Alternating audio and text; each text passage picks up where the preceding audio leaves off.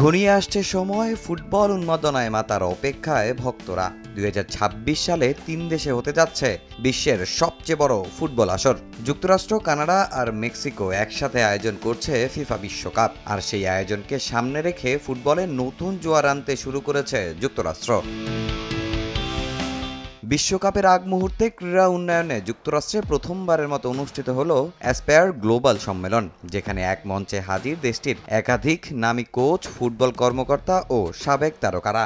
দুদিনের এই সম্মেলনে আলোচনা হয়েছে আধুনিক ফুটবলের নানা দিক নিয়ে। এছাড়া আলোচনা হয় বিশ্বকাপ খেলার দর্শন, ইনজুরি থেকে পুনরুদ্ধার, প্রযুক্তির ব্যবহার আর নারী ফুটবলের ভবিষ্যৎ দিক নির্দেশনা নিয়েও।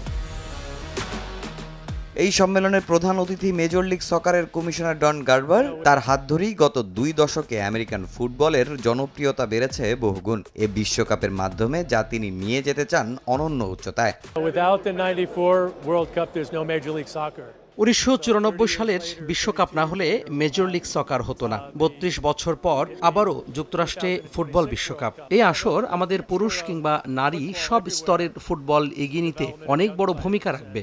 আমাদের অনেক দল বিশ্বকাপ সম্পর্কিত বিভিন্ন কার্যক্রমে অংশগ্রহণ করবে। কাতার বিশ্বকাপে যেমনটা হয়েছে, এই বিশ্বকাপ আমাদের দেশে ফুটবল উন্মাদনা কয়েক গুণ বাড়াবে।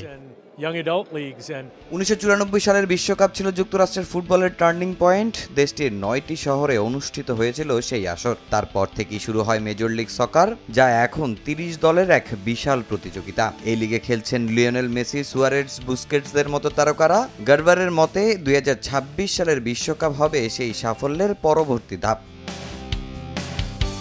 এই সম্মেলনে আরেক আলোচিত মুখ ছিলেন নারী ফুটবলের কিংবদন্তি কার্লি লয়েড।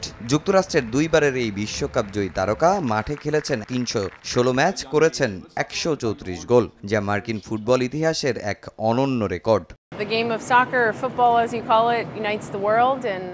আমি মনে করি ফুটবলই একটা মাধ্যম যা সারা বিশ্বের মানুষদের একত্রিত করতে পারে। 2026 বিশ্বকাপ এখানে হবে, যার জন্য এটা উপযুক্ত জায়গা। আমি আশা করি এখানে দারুণ কিছু দেখবে বিশ্ব।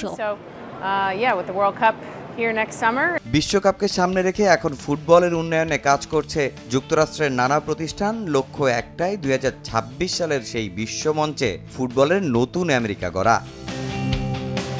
তামিম হোসেন, সময় সংবাদ।